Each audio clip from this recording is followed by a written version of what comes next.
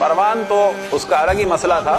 یاد رکھیں مروان کو اور اس کے باپ کو رسول اللہ صلی اللہ علیہ وسلم نے قبلہ نام لیا تو بتائیں مروان کو اور اس کے باپ کو حکم کو، حکم بن ناس کو. اور حکم بن ناس جو تھا وہ چچا تھا خلیفہ سوم کا.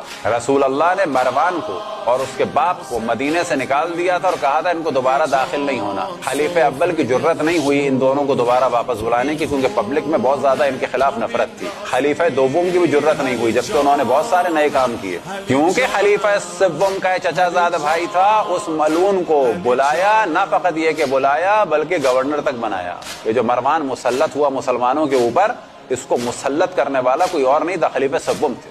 اور مروان اتنا خبیث ہے خود اہل سنت کے نزدیک کہ مروان کو جبکہ اس نے رسول اللہ کو دیکھا ہے اہل سنت کی جرت نہیں ہوتی اس کو صحابی کہنے کی. یہ آپ کو تعجب ہوگا. اور مروان کا انکار کرتے ہیں، مروان کو سبھی برا کہتے ہیں، لیکن اس مروان کے لیے جو دل نرم تھا وہ کس کا دل نرم تھا؟ خلیفہ سوم کا.